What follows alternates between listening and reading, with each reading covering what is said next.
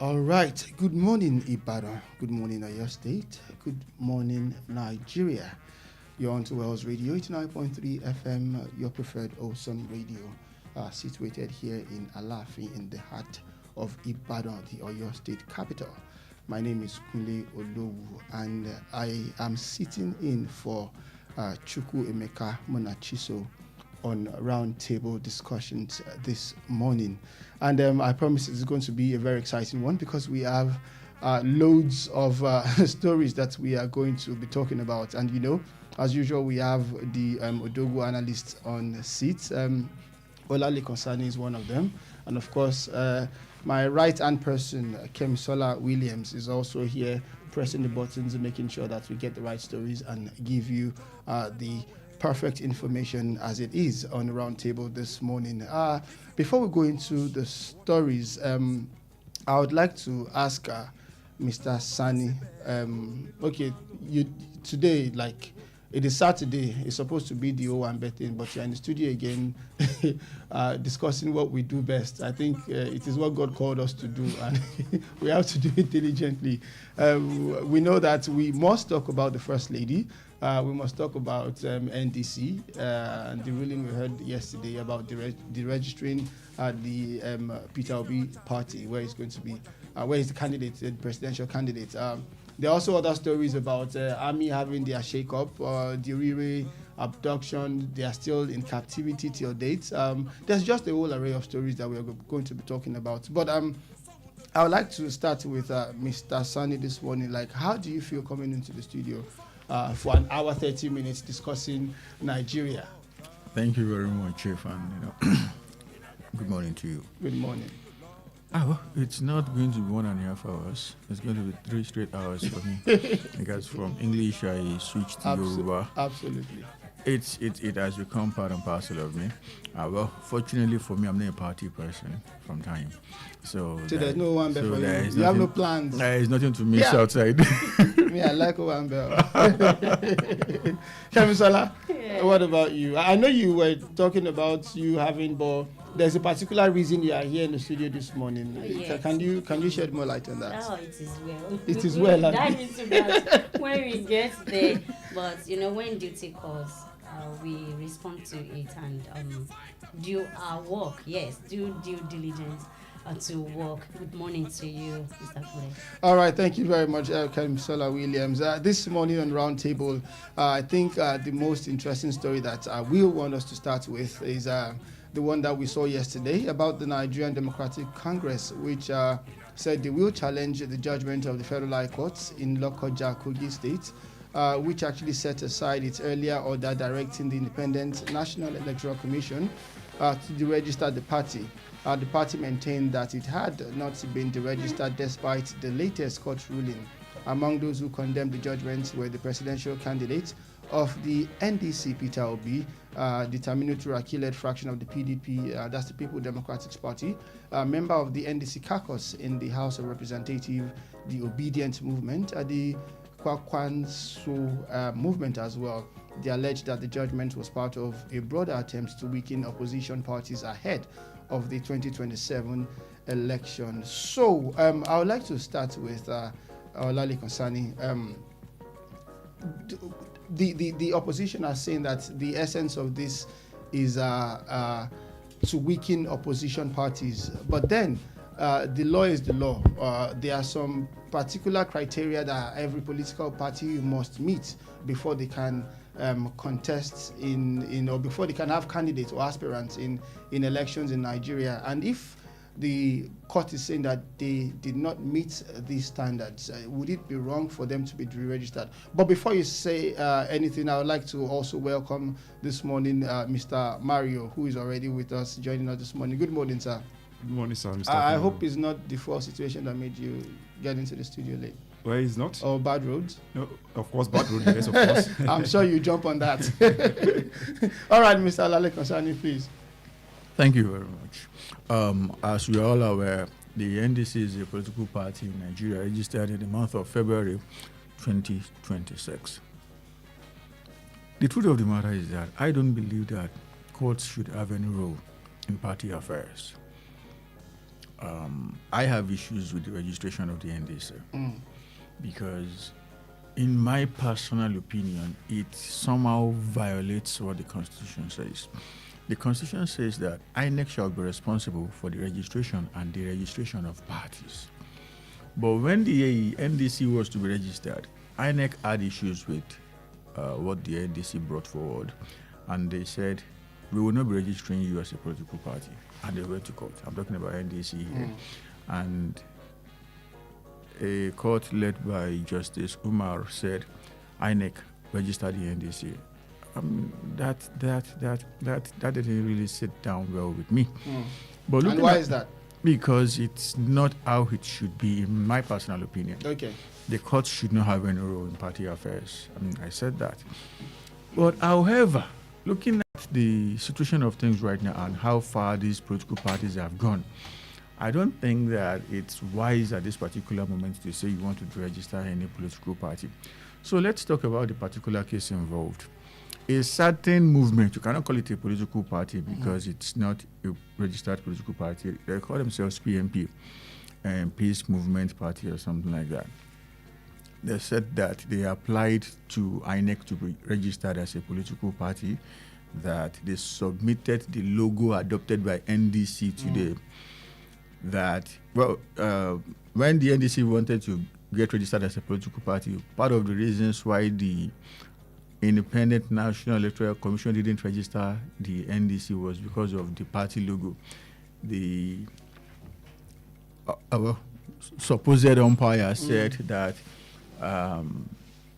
there are issues with the party logo, that it looks like the logo of an existing party already. And for that reason, it will not be accepting that logo, that they should bring another logo.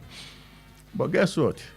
The PMP said that rather it was their own personal logo, the logo of their home party, that was adopted by the NDC. And they are now even alleging connivance between NDC members and INEC officials, that how could it have been the exact logo that was submitted to you for you to register our party that somehow mysteriously and magically became the logo of the NDC. And for that reason, they went to court. The part where I have issues with is that it was a high court that said register the NDC.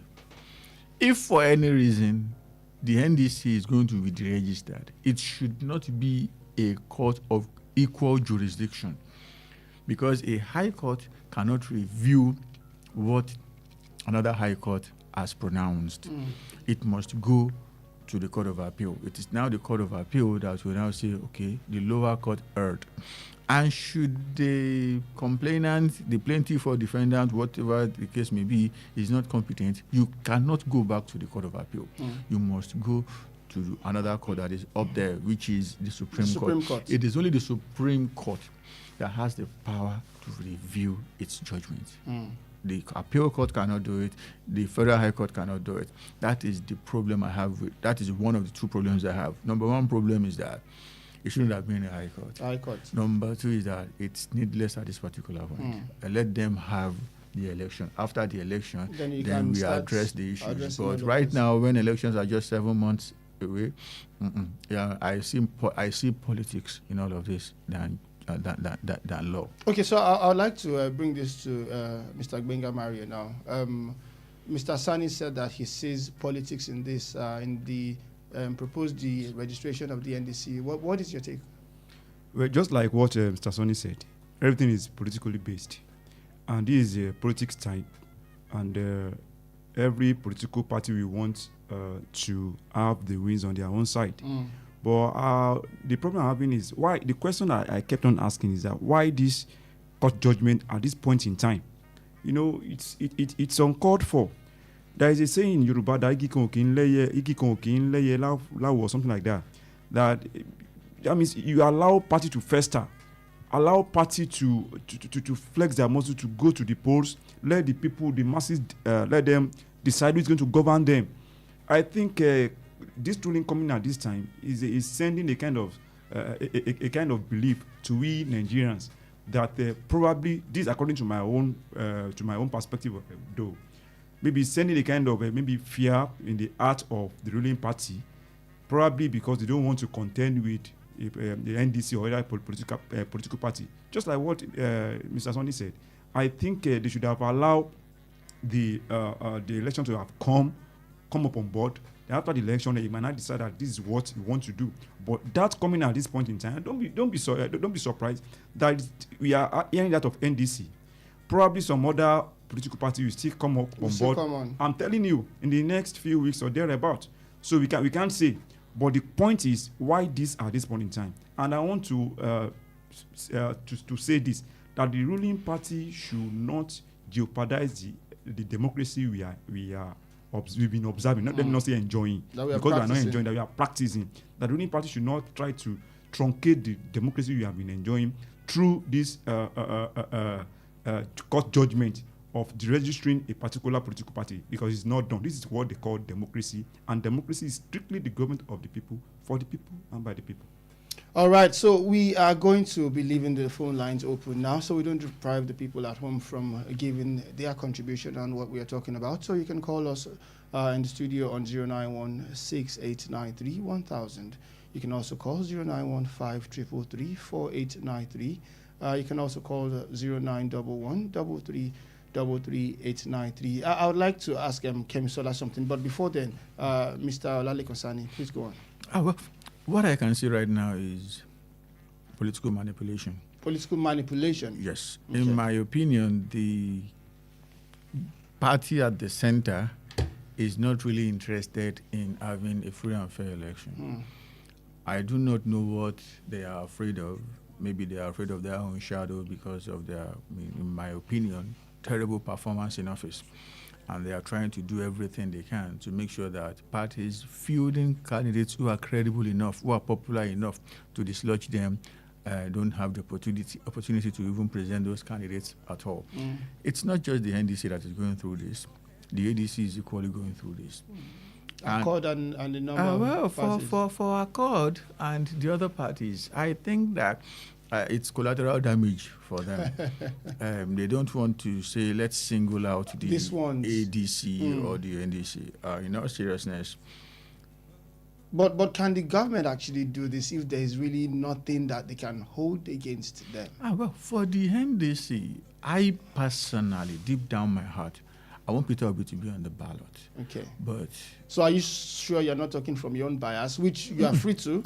It's a democracy. I am a fan of plural democracy. If you want to contest today as Kunle Olowu, I may not vote for you, but I would like to see you. I'm actually driving at the point.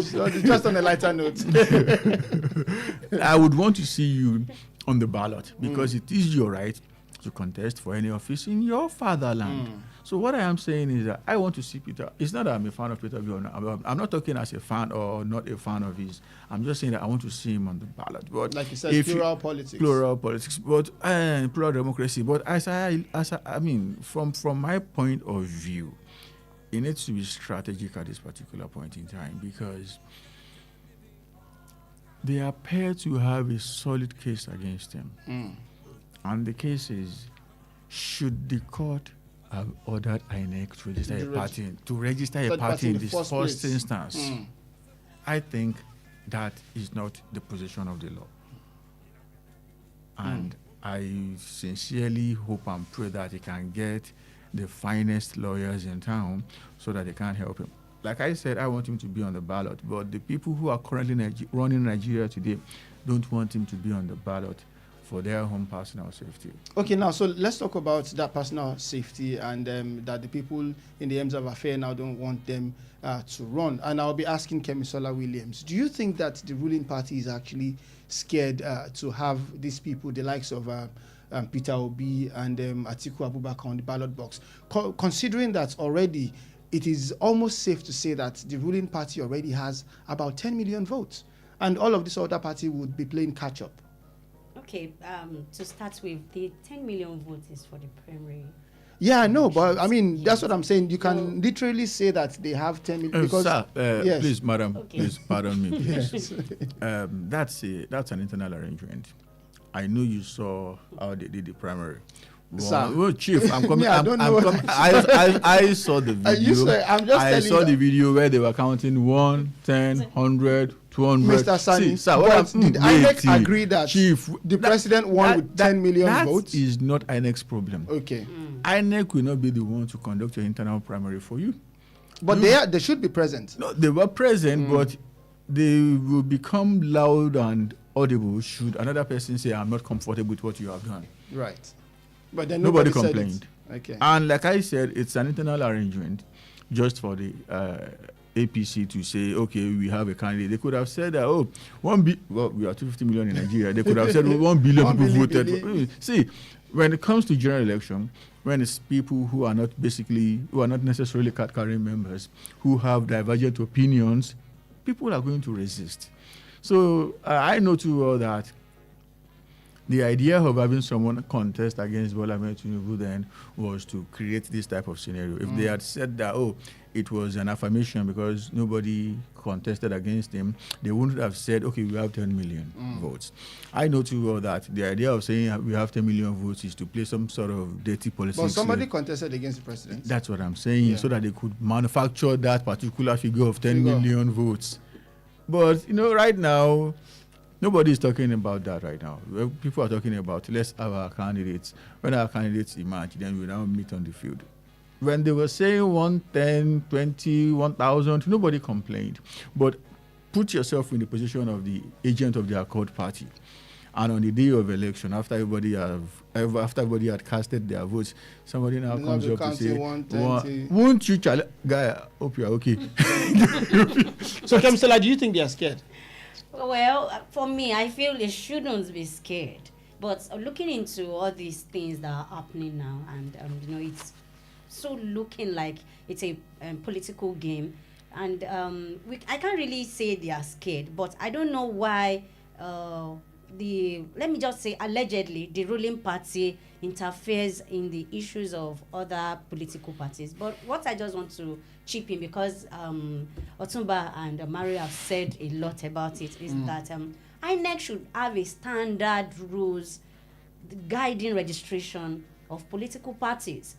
This issue of political parties going this back forth, forward and backward, just trying to divert the attention of Nigerians every time. When an issue happens, a serious issue in the nation, even in the state, when everybody is on that issue, then you start seeing a kind of games trying to divert our attention from it.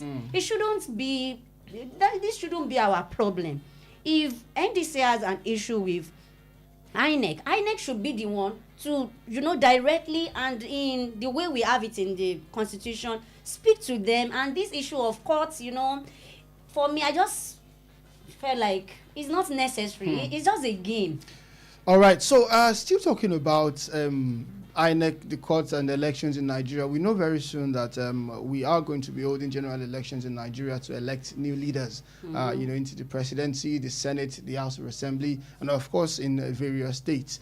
And there was a litmus test on last Saturday in Ekiti, where they actually had their own election in the states to vote in the new governor or the person who's going to lead the state for the next 4 years. And according to the reports, the Independent National Electoral Commission actually declared the All Progressive Congress candidate, that is Governor Biodun Oyebanji, the winner of the Ekiti State governorship election that held on Saturday last week.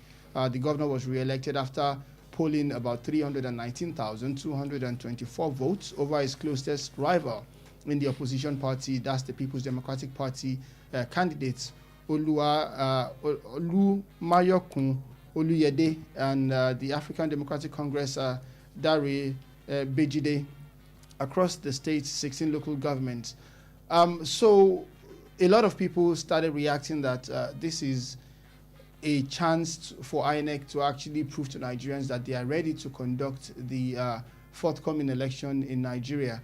Of course, some people raised some eyebrows, but looking at the figure from 319,000 to just about 40-something thousand for the closest opposition, do you think that INEC actually did well in this Ekiti polls, and do you think people should have faith in them coming in the coming elections in Nigeria? Mr. Olugbingamari, I would like to have your perspective on this.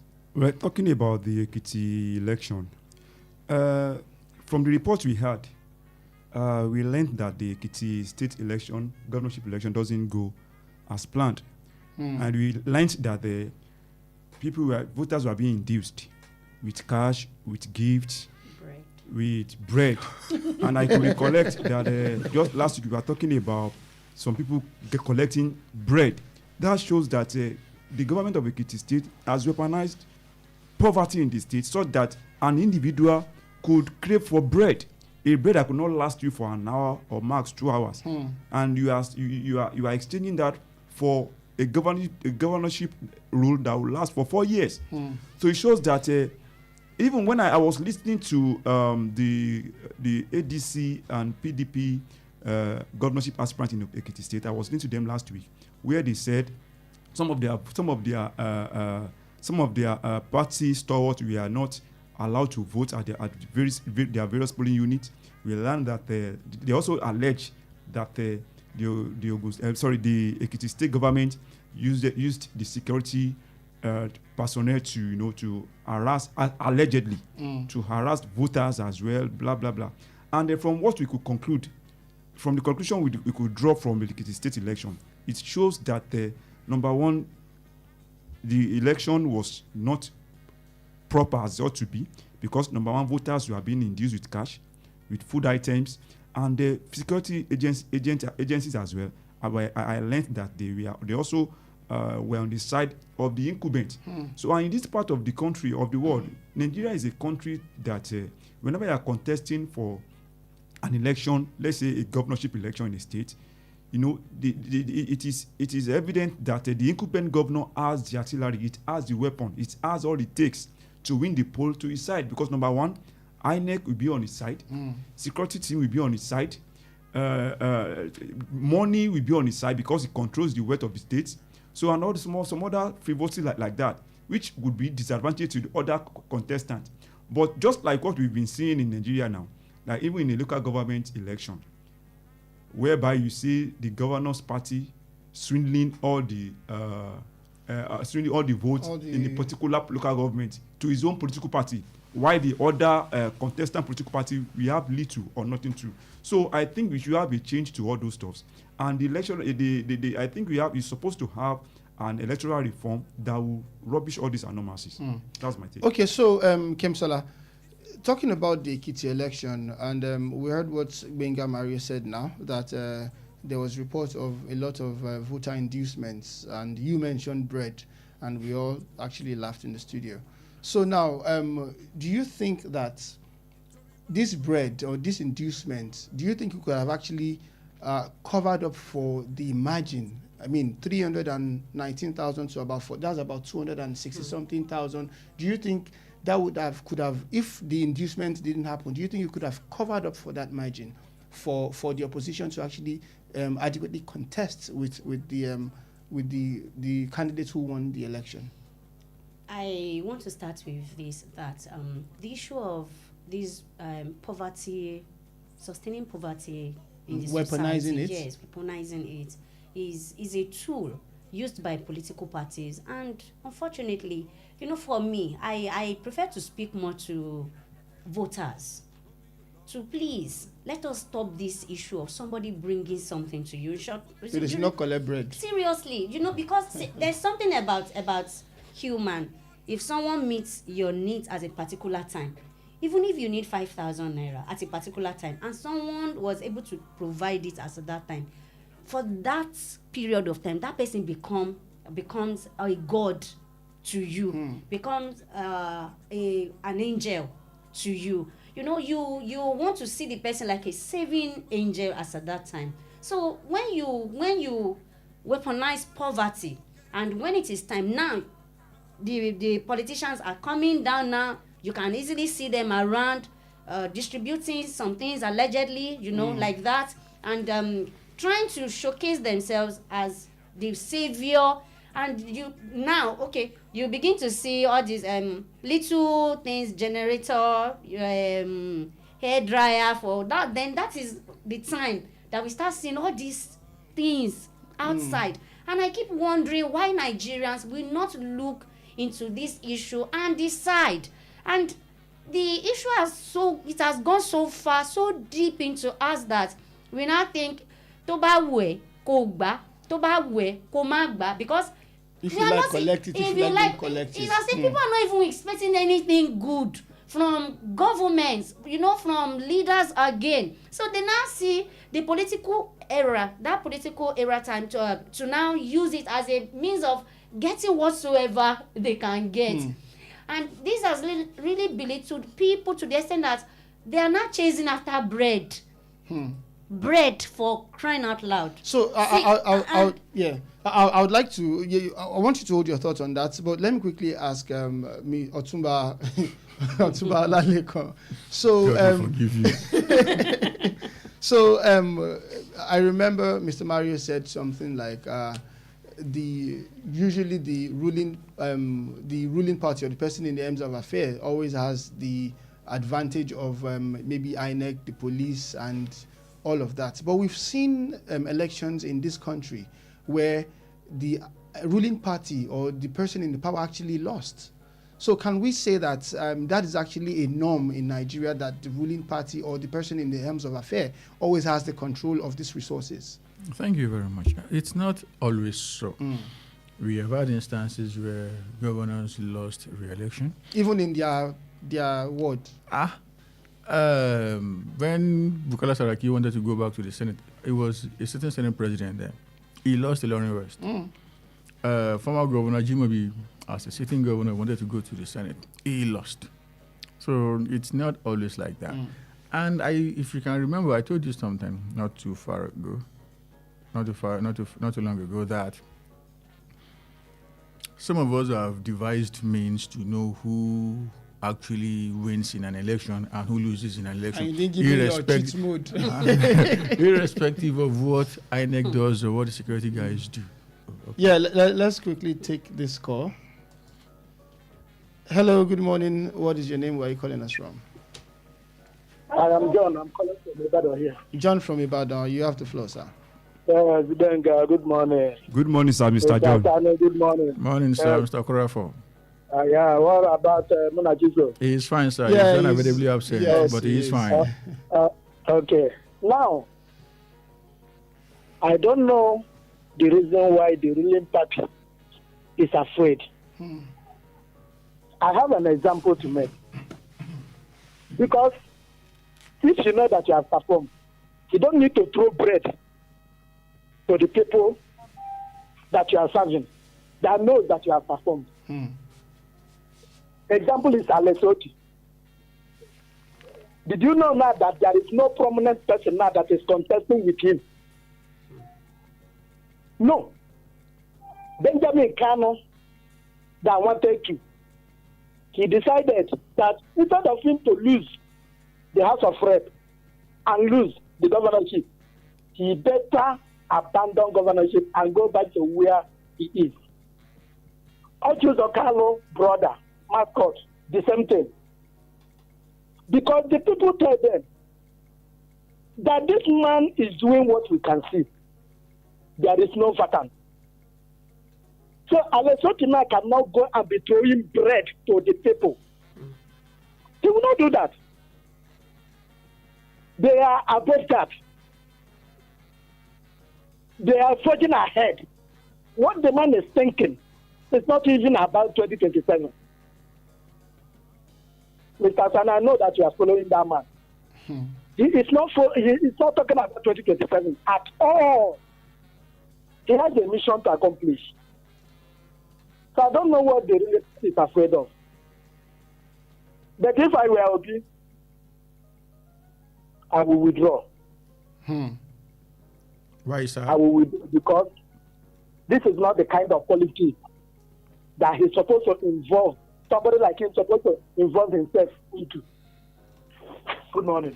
Thank you very much for saying your something to sir. what Mr. Before going back to Ekiti, Mr. Okorafo is someone I respect so much, but if I were be, I won't withdraw. If everybody leaves the scene, who is not going to fix the Let's country? quickly take this call. Hello, good morning. What is your name? Where are you calling us from? Good morning, West Radio. Good morning, sir. Sir. My name is George. I'm calling you from Olowu. Mr. Judge, you have the floor, sir. Yes. I greet all of you there. Good morning, sir. Good morning, sir. You see, I don't know how we understand this English language the way we use it. At times, I get worried, and maybe our calling does not matter. See, this word, allegedly, you see people in vehicle throwing bread at people. You said it's allegedly. Does it mean that others did not see it? In the world of AI, sir, you can see anything on video, sir. I beg you. at ATT, that Saturday, I sat down in the parlor. I watched everything, show from channels as he was going around displaying how the election is being done. And so I sat down. I watched everything, and there's a unit there, one particular unit there, where one man was beaten up because he was challenging a woman who was distributing money, blood all over his head. It was one what do you call them? These people that you sent to overseas to represent Nigeria. Election observers. It was that man that asked people to carry the man to the hospital to go and treat him. They treated him and he came back and he was being shown to the commissioner of police in Ekiti State and the DPO of his zone. And all those ones are allegedly. Make we go school. Thank you. Thank you very much, sir. Let me respond to what Mr. George said. Yes, please. See, when you're on here, you have to mind what you are saying, especially those of us that are on here. You have to, because every of your words might be used against you if they are not in tune with the reality. So, like what I said allegedly, not only on the bread alone, the sharing of the bread alone, as well, we learned that some police team guys that they also works for the to secure the election for the Mr. Governor, which is supposed to be an alleged one because I was not there. Yeah, you were not there. So I have to use that word. So that is it. Yes, no proof. So, like I was saying, if I will be or any prominent politician right now, I will not leave the scene, because if everybody leaves the scene, how do we fix our country? That's that. And as regards what happened in Ekiti, everyone is my witness. I'm not going to blame INEC because INEC has not done anything. They didn't do anything wrong. They didn't do, in my opinion, what they shouldn't have done. Rather, I will heap 80% of the blame on the people of Ekiti. On the people of Ekiti. People of Ekiti. And 20% of the blame on the politicians sharing money. I can offer you something. It's not compulsory for you to say you are going to accept it. More so when you know too well that what I am offering you is not something I brought out of my pocket. It's something that I actually brought out of your own pocket. And what I'm giving is just a miserable piece of what I brought out of your pocket. I mean, 4 years. I don't know if you saw that video. APC for life. 15 you dey whine. Did you see the video? Yeah. Unless you want to claim you didn't see it. No, but I don't know if it's AI, but I saw that video. Bro, calm down. That was not AI. I mean, it has now come to a point where people are shameless. Even at that, they can decide to give me 15 pa, and I still want to vote for them. Well, the truth of the matter is that if you are not going to vote for them, don't collect that 15 pa. Because if you collect that 15 pa and you fail to vote for them, you are a thief. That is it, sir. If you are not going to collect some, I mean, I see myself voting on the day of election. But what may prevent me from voting on that day is should someone now come and meet me to say, bros, I will end up slapping that person, and it may lead to two fighting. Because it's an insult on my personage. How dare you offer me money for my 4 years. No amount of money in the world can quantify for one day in my life. No, we talk of 4 years. I know what bad leadership means. In front of your station yesterday, I know what happened there. Yes, people there were was an heaping accident. people were heaping blames on people. Oh, the driver should have stopped. I blame the government. Because of the bad road. If the road were to be smooth, They will be on their the lane. guy going on the right direction had a very good smooth road to use. The guy on the left lane who would have gone to the other side of the road. That is what bad leadership brings. The people who are involved, medically, they know where their body is right now. On the cost of finances that they are going to incur, they can 15 pass off that. That is why I always focus on good leadership. Focus on Let's quickly take this call. Hello, good morning. What is your name? Where are you calling us from? Good morning. My name is Oluwadam. I'm calling from Bodija. Oluwadam Milola from Bodija. You have the floor. Thank you. You see, what happened in the election is so, disheartening.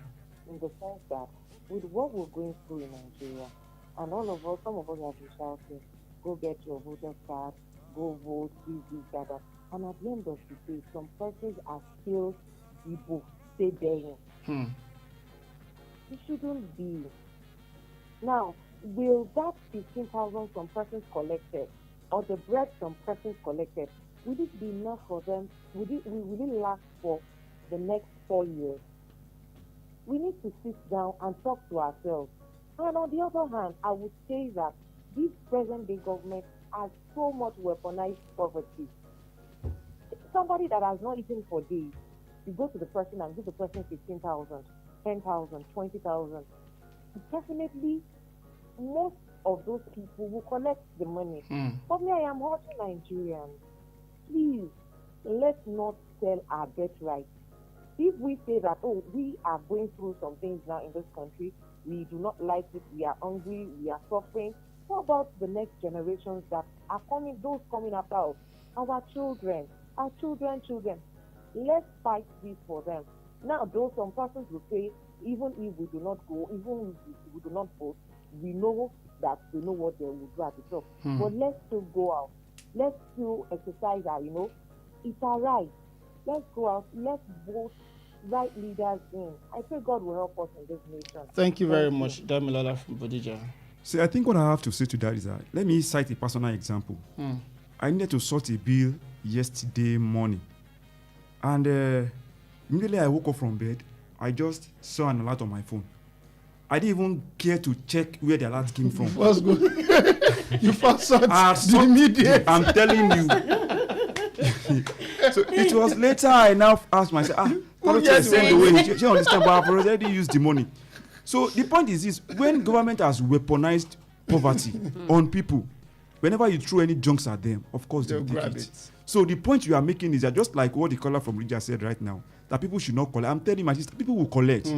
They will collect. Because that bread that you go see it's not too good. Now, the truth of the matter is this: we need to rise beyond and above this. So I think it's sensitization and sensitization because we know this, you know this, But like Mr. Mario said, the average person outside, because you see that bread there, not all belly for now. That is why we are now sensitizing the people that it's not the way out. I believe strongly that the level of poverty in town today is not accidental. It is deliberate. And the idea is to keep people in a position where once they see 15 pa or 20 pa on the day of election, they lose common sense. They lose their brain. That is actually what they are doing. And if that is the case, if we resign to fate and we say we are just going to accept whatever they throw at us, how do we now get out of this mess? Victory is never going to come. Nigeria is going to keep getting worse. So if you want Nigeria to stand and rise, then what we need to do is to vote based on common sense, not 15 pa or this person is from my ethnic base, this person we worship God in the same manner, because these are the nasty things that actually guide the choice of who to vote and how to vote on day of elections. Especially that of 15 pa, as far as I'm concerned, is as good as treason, because the way to change a government or to bring in a government, as the case may be, is through the ballot.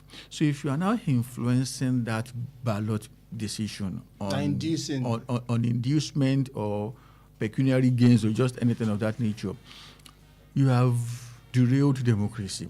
There is no difference between you and a coup plotter, in my opinion.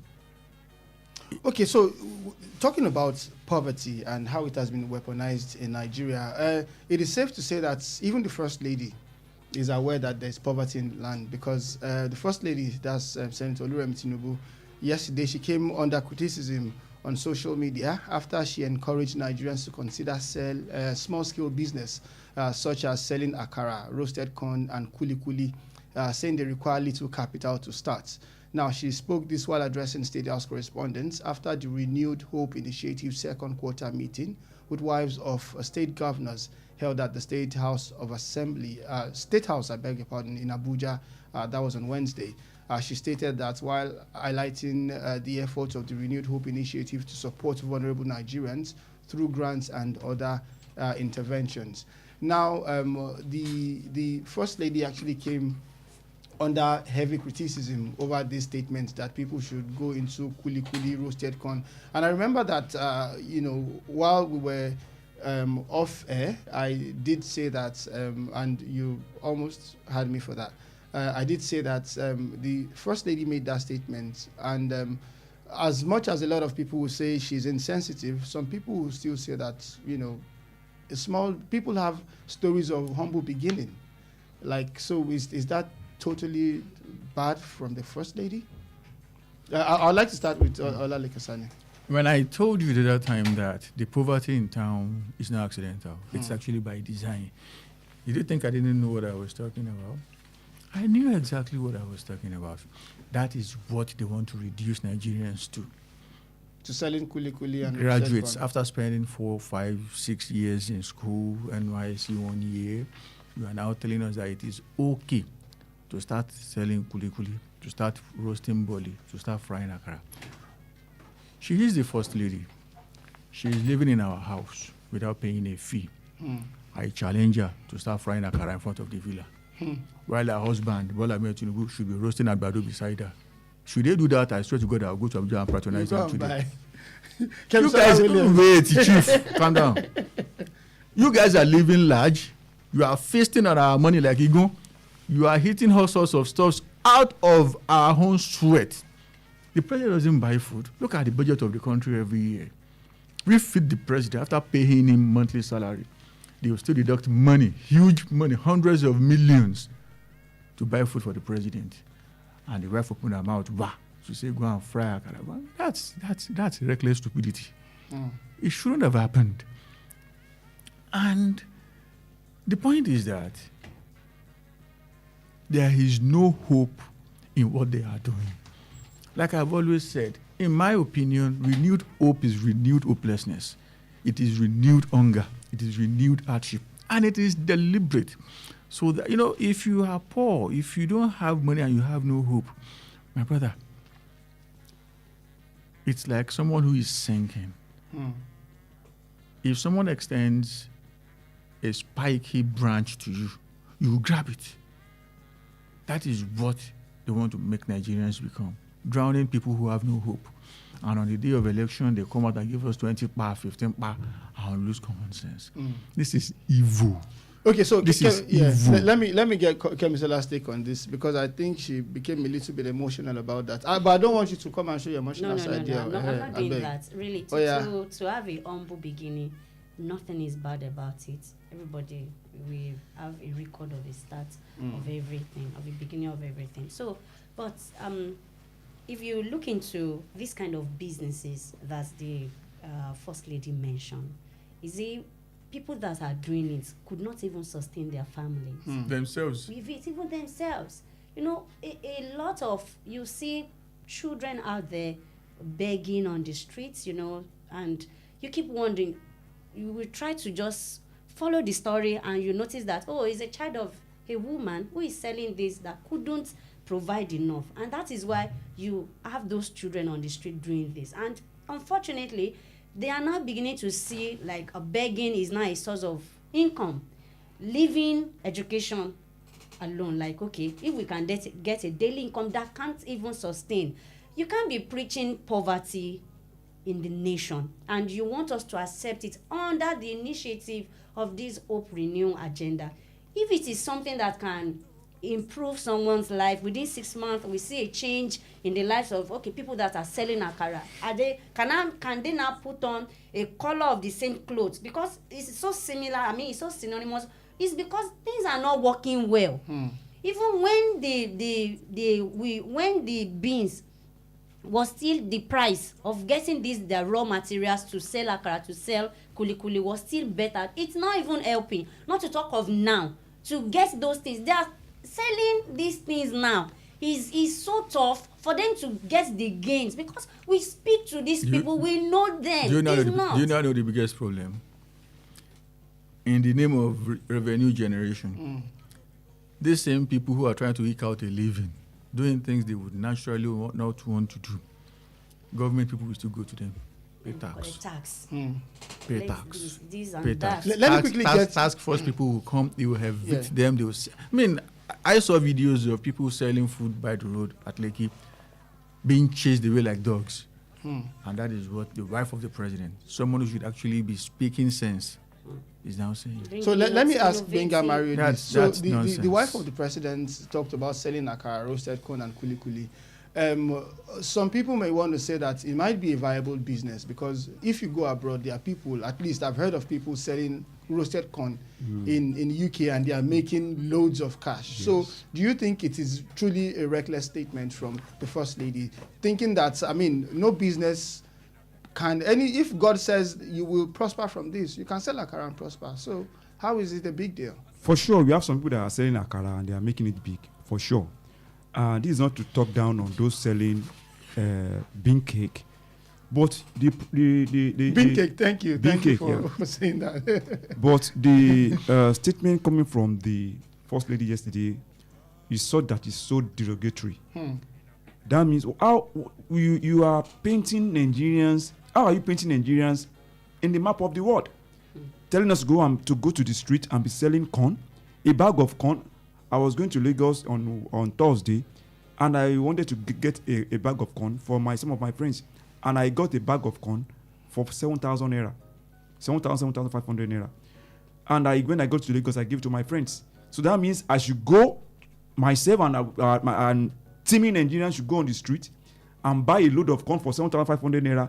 How much gain are we going to? But I think what the First Lady is trying to say is that rather than go and, if you have your job, I will as a side hustle. Yeah, I will not go and roast corn now, for example. I can sell shawarma. Sure. That's possible, I can sell spaghetti, but I'm saying I probably wouldn't sell corn on the side of the road. But I'm saying that maybe the First Lady is saying that rather than go out and send your kids out to go and beg, you can start something small. It's still not helping. See, that is if you have made if your husband has this type of humongous budget to play with, sending people to go and start roasting akara it's a sign of helplessness as far as I'm concerned. Like, there is no hope, there is no sign of anything good coming from anywhere. Go and help yourself.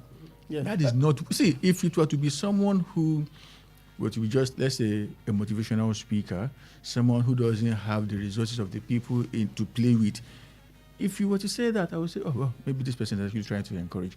But from that topmost top, the first woman in the topmost Nigeria. top, and what you can reduce all of us to is frying kuli. Yeah, I would like Mr. Gbengamari to land this point. The point is this. I would like you to land the point.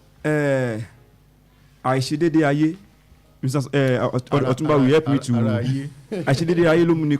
Okay, we have a call. Okay, we have a call on the line. Yeah. Hello, good morning. What is your name? Where are you calling us from? George calling back. George calling back, okay. Even those and akara by the roadside, take a walk around. Go to those junctions, challenge and so on, and see what tax collectors are doing to them.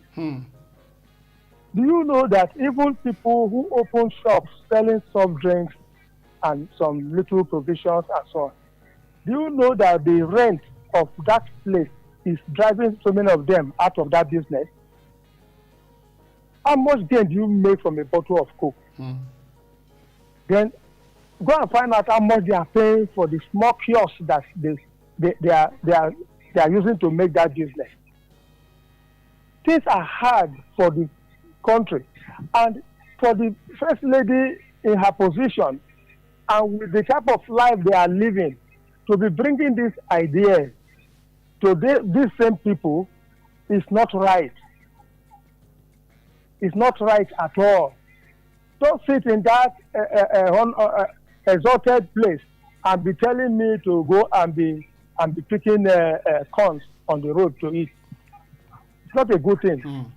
Thank you. Thank you very much for your contribution, sir. So, like I was saying, yes, Mr. actually, the first lady doesn't what he said yesterday is somehow derogatory, and it shows that the hunger in the land has really gone haywire, such that Nigerian could barely could not have an option to survive, rather than to go on the street and be selling bean cake and be selling. We have a caller. Yeah, we have a caller on the line. Hello, good morning. What is your name and where are you calling us from? I greet my people in the studio there. Yes, sir. Uncle Sonny. Morning, sir. Mr. Edo. I greet all my people here. Good morning, sir. Sir. Sir, for what you people have been complaining and been telling us for understanding, please, what our first lady, she said, she's right on one side. But what of the packaging of the economic situation in this country? The packaging of the economic situation in this country. Sir, people are suffering. The hunger is all four square of this Nigeria. Let's see the reality. Okay, people that are selling in the roadside, yes, sir, especially Lagos and Wari area, sir, it's too bad and worse. The types of the collector people they are collecting. Okada people, they are rolling selling. They are road selling. Okada, they are road selling. Transport and the Marua, they are road selling. Okay, look at those Agbero people. Do you know how much they are collecting from their hand? A small shop. Do you know how much they are collecting from their hand for tax? Okay, that one. The second one, sir, when we say that we should be managing ourselves out of insecurity, is it not the farmer that will produce all those things that they will sell? God bless you. Continue, sir. Thank you very much. It is 9 o'clock now, and we will have to go on a quick commercial break. When we come back on Roundtable, we are going to still leave the phone lines open and talk about more issues as we have seen. Do stay tuned on Roundtable on 89.3 FM, your awesome radio.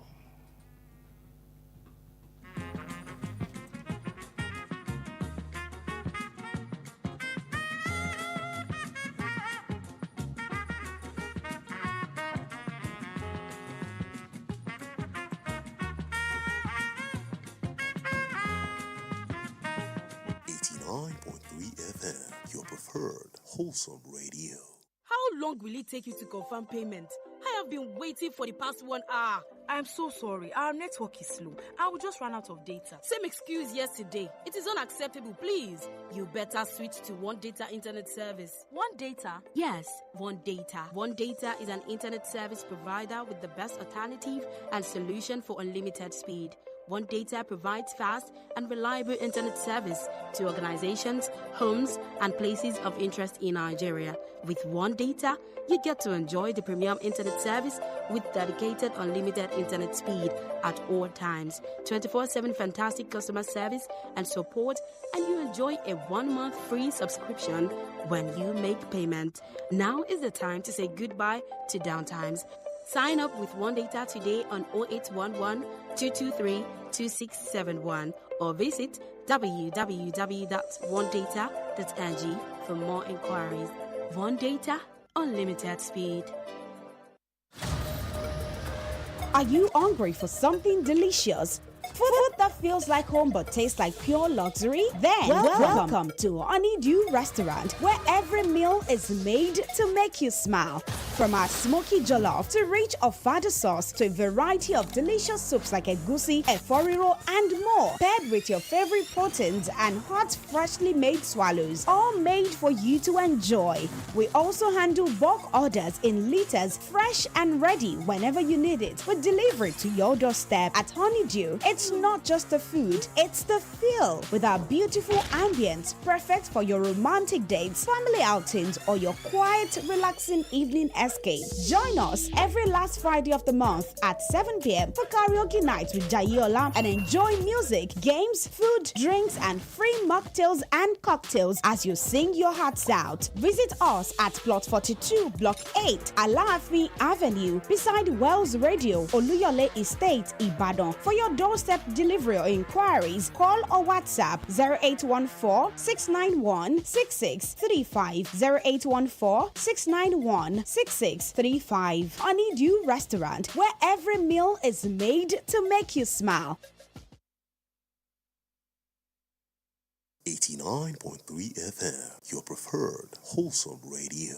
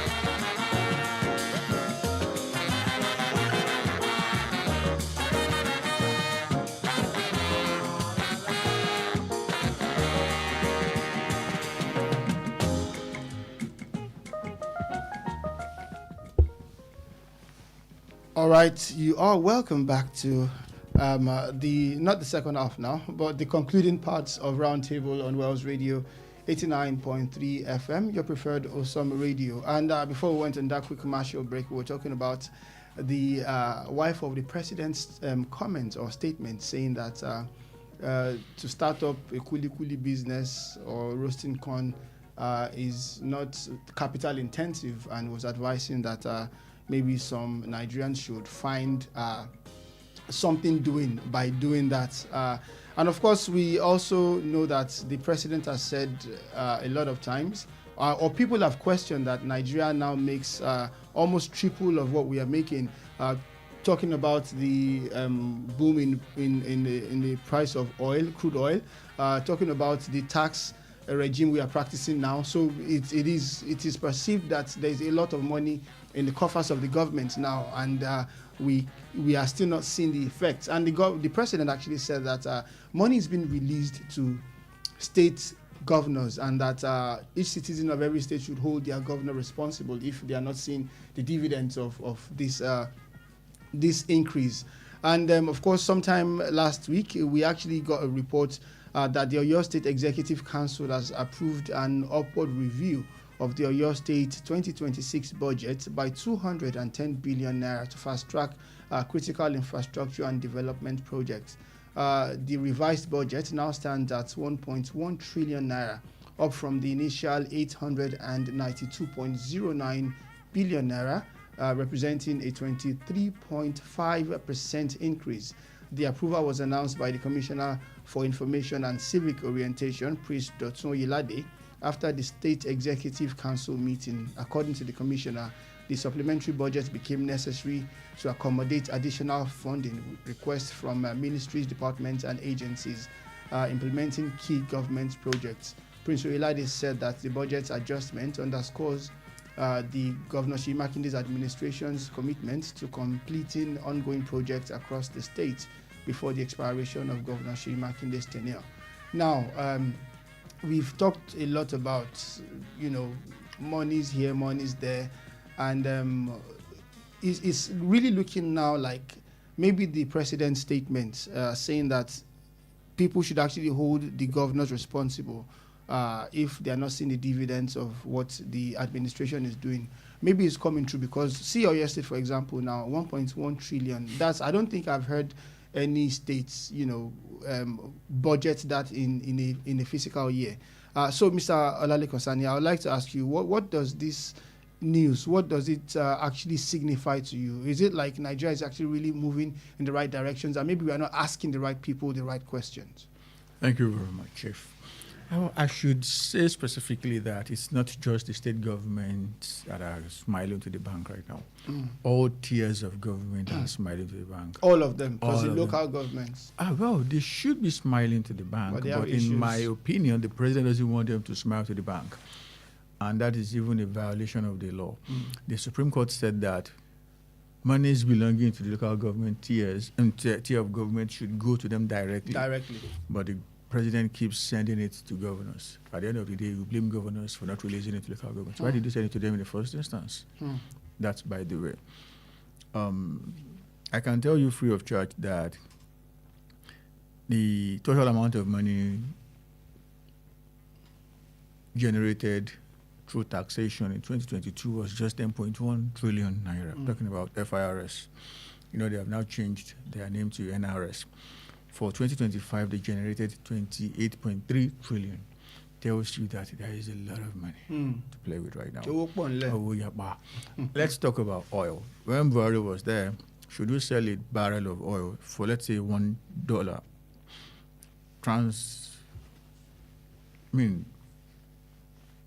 Bring that up in naira then, it would be 471 naira. Now it's 1,380 naira of this morning. Tells you that they now have 3-folds of what Buhari was generating in the name of oil then. Now let's look at what's happening in the area of borrowing. Borrowing has reached a level that nobody ever thought that it could reach in the history of this country. The current president has borrowed in 3 years way more than what Nigeria borrowed in the first 55 years of Nigeria's existence since 1960. Man, it just doesn't make sense. There is so much money to play with by the federal government, state government. Let's leave local governments out of what's happening right now because they do not have financial autonomy. It's not as if that should they have financial autonomy, they are going to be spending judiciously. But the truth of the matter is that you cannot blame someone who doesn't for what they don't have. That is just it. In my opinion, the federal government is the one teaching state governors how to be financially reckless. Look at the things that have happened within the federal government. 21 billion naira to renovate to complete the house of the vice president. 4 billion naira to renovate Dodam Barracks. Maybe 7 billion naira to fix the villa. The president, in my opinion, has been spending like a drunk sailor. And the governors are, taking a cue from him. That is why the governor of Oyo State said, I am going to renovate our government house with 63.4 billion. That, to me, is a crime against humanity. What is the crime, the amount or the renovation? Renovation is standard. It is okay. No, I want to the amount of money involved in renovating that government house, God, 63.4 billion naira is no joke. That 0.4 is 400 million. Let's be sincere. If it's about renovating a house, brother, 400 million naira will do the job. Max, let's even say, okay, they want to do as they usually do. That 3.4 on top of it is more than enough to do whatever you want to do. Leaving 60 billion naira to imagine. That happened. Apart from that, I like the idea of circular road. But I have 2 issues with circular road. Number one is the amount of money they are pumping into circular road. having a big budget does not necessarily mean that you are going to have development. As far as I'm concerned, Oyo enjoyed the most in terms of infrastructural development under the administration of Lawakala. What was the budget of Oyo State then? Maybe 60 billion or so. But that 60 billion was judiciously spent. I won't say he was a saint, but compared with what happened afterwards, I mean, it was angelic. Now we have over 1 trillion, and we are not even halfway of what Akala gave us in terms of infrastructure in Oyo State. Where is the money going to? I will now tell you what we are saying. I mean, circular road that is being done by this government, present government in Oyo State, is what Tinubu brands as coastal road. Yes, you are going to see the project. Number one, you will struggle to convince reasonable people that it's the wisest thing to do right now, minding the fact that other things are screaming for attention. Spending that much of money on a road in Oyo State right now is administrative recklessness. That's by the way. How much exactly have you sunk into that project? You cannot calculate the hundreds of billions anymore. Just like the federal government is awarding Lagos Calabar. Initially it was supposed to be 21 billion naira per kilometer. But now, looking at how far they have gone on the road and how much they have actually spent on the road, it's now around maybe 50 billion naira per kilometer. That is a crime against common sense. So, singling out state governments for what is on the ground right now is not very, very fair, in my opinion. It is the federal government that is leading the way, and state governors are, in fact, back to back. Okay, Mr. Gbenga Mario, 1.1 trillion naira for the 2026 budgets in Oyo State. What is your take? Well, just like what Otumba said, this present regime had access to what we call cash in terms of governance. But albeit, what are they doing with the money they are getting from the government? Look at the amount you said. 1 trillion is not is a crazy money. It's a stupid money. I'm telling you. And when you go around the nooks and crannies of Ibadan, you see infrastructures not being taken care of. I work in Ogun State. I drive down from Ibadan to Ogun State every day from Monday to Friday. Go to Lade there. There is a pothole in Lade that started after Bako, that started as a small ditch like that. And if you could apply towards that road now, in fact, you feel sorry for this government. You see commuters, you see car vehicles being broke down on that particular spot as a result of bad road.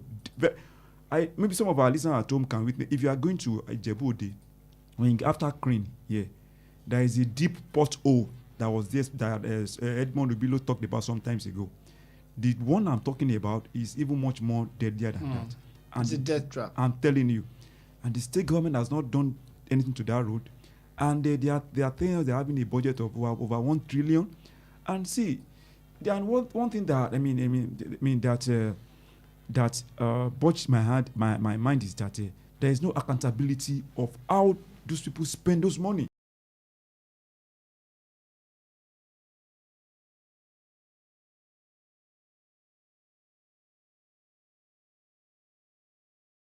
The violent or was uncovered for 15 years.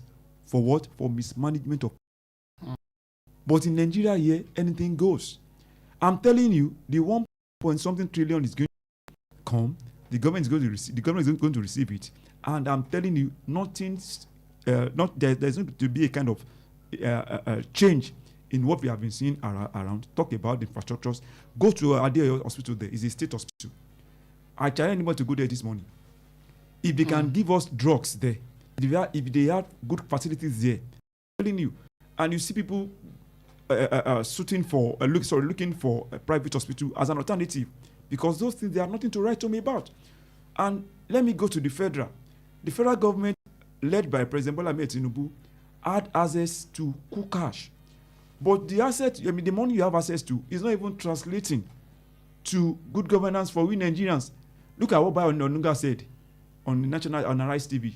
just some couple of days ago. Immediately I heard that, I called Otumba on phone. I said, look, listen to what your brother was saying. It's not my brother. I knew you were going to say that.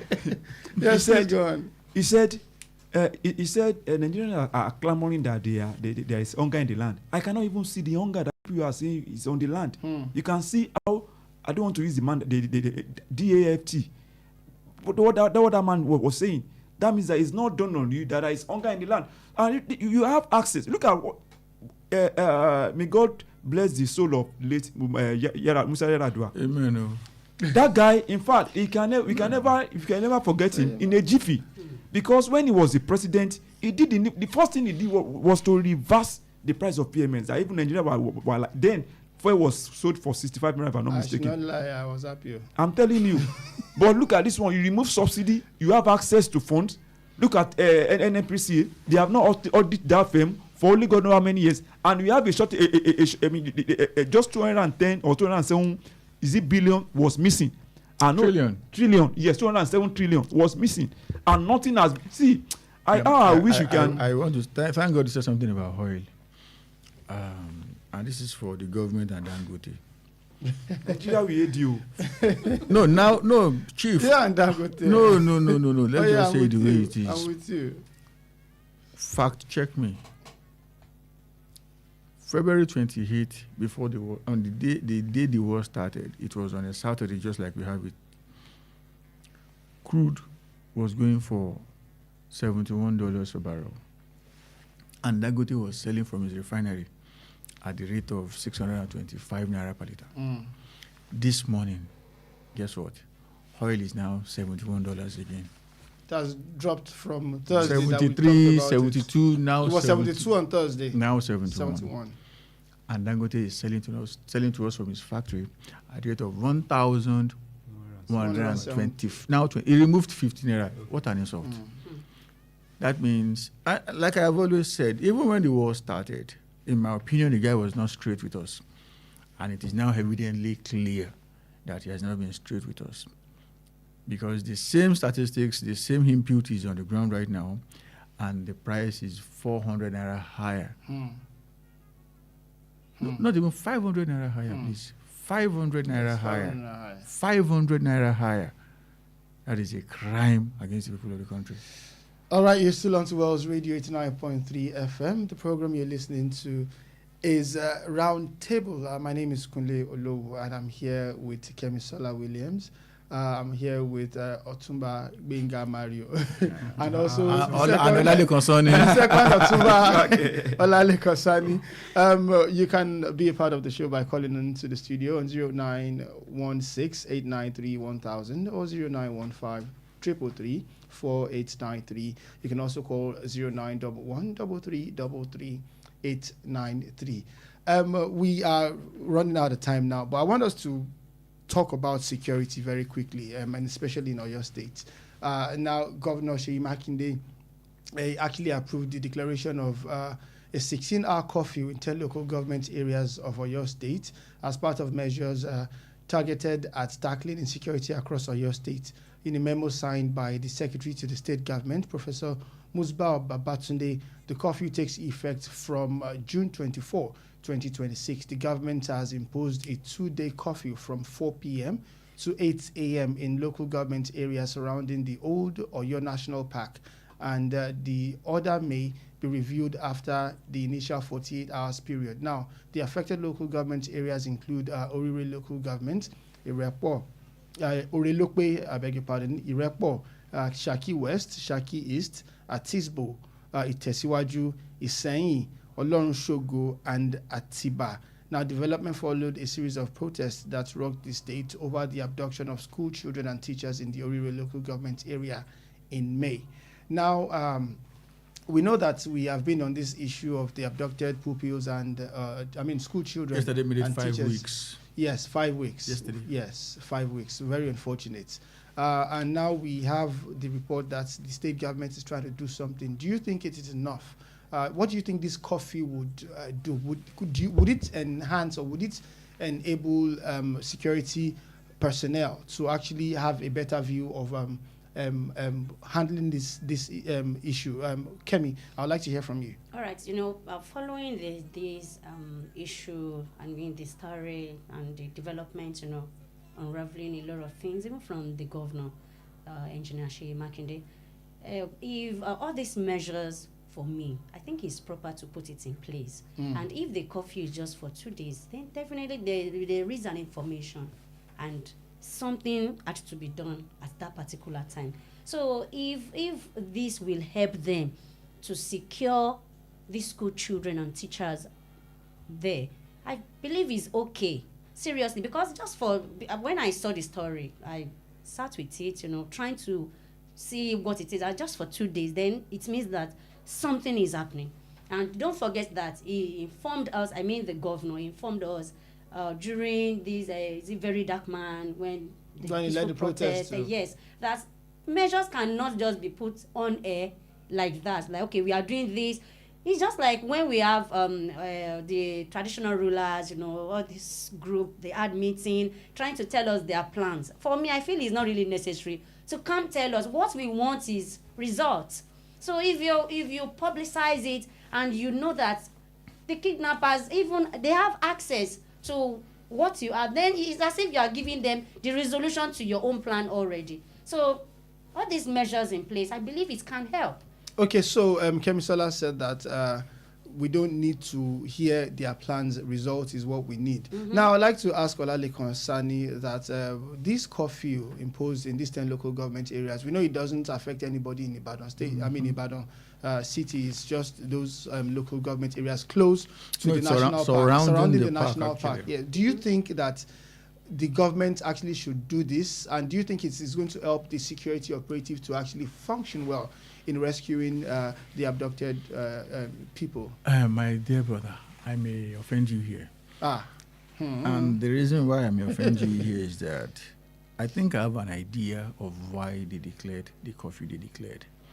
And I may not want to say it so as not to jeopardize whatever they are doing. They're doing, okay. So please, pardon me. Okay, all right. So let me go to Mr. Mario then. Well, the point is, I think it's needful because that is part of the step taken is a part of security measures to ensure the release of those abducted. Now, I'm having a soft spot for Mr. Governor because it's been a kind of hectic months for him ever since the abduction of those pupils and the teachers. And one thing I believe that I can even cross my heart to is that those children are going to be released, come what may. When is what I don't know, but I know all of them will be released alive. I know that. Amen. I know. That's a prayer, and I say a very big amen to that prayer. Yeah. And the point is this: the curfew is one of the measures which I think is going to work, because if you want to tame or to bring into control a kind of community which is being befell with insecurity, one of the measures is to declare curfew. And curfew will enable you to know where the enemy who is working at that particular moment, the person who is working at that particular moment might be an enemy you are looking for. But if curfew is not being declared, anybody moving around, it's just anybody. It's just anybody. You might not know who is who. But when you declare a curfew, of course, if you see a bike man or whatever who is driving his vehicle, you know that person might be an okay, so enemy. we are really out of time now, but I think it would be very unfair for us not to talk about the police bill passed by the Senate. So very quickly, I don't want to go into the story because we don't have time. So very quickly, Mr. Mario, what do you think about the police bill that has been signed by Senate? Okay, the state police. The state police bill. Well, yes. It's a good one. It's something that we cannot talk about in a jiffy. Because number one, the police bill that has been signed into law is a very good one. But I have some reservations concerning that. Number one, let it be a one that the state governor will not be that the state government will be a kind of lord over them, that they can be used by the state governor during electioneering period. Do you understand? Towards them, to garner votes towards themselves. Let them not be used as bouncer at party events, just like what we have at Amotekun. When Amotekun was being formed in Ibadan or your state here, we are all happy that Amotekun has come up on board. But to my dismay, I saw some Amotekun as a kind of party bouncers, as a kind of security at events and blah blah blah blah blah. And that is not the formation. The reason why they are being being appointed. The point is, another point is this: let those state police work. Let them collaborate with the federal police force that we have, so that one will not be leave his job undone, and the job without being interwoven. Like when we have a VIO and FRSC. You know, at times if care is not taken, the VIO are somehow doing the work of the FRSC, while FRSC are doing the work of VIO. So you have to see. It's not something you can see in the jiffy. Yeah. Probably next week we delve much into that. Okay, Mr. Olaleko Sani, what are your fears about the state police? My fears is the type of arms they are going to carry. I want to see them carry sophisticated arms, which I have not seen in the like draft. you said, you didn't see it in the draft. I have not seen it in the draft, and that is a major issue for me. Okay, Kemsela Williams, very quickly. Yes, it's just that it's a welcome idea, and let every end be put on deck and ensure that we are able to achieve the safety of Nigeria. All right, so thank you very much, everybody who has participated in the conversation this morning. Kemsela Williams, thank you. Mr. Olaleko Sani and Ambassador Mr. Gbenga Mario. Thank you very much for being a part of the show. I'd like to say thank you. Big thank you to everybody who has called in and contributed to this show in every way too. Roundtable will be live again on Wells Radio 89.3 FM next Saturday by 8 a.m. to 9:30 a.m. That happens every Saturday. And today I'm sitting in for my Oga. That is Muna Chiso Chukwuemeka. He's going to be here next Saturday, and I'll be by the grace of God. And I'm going to be at the backstage just observing. Thank you very much for being a part of the show today. Do have a wonderful day, and God bless you.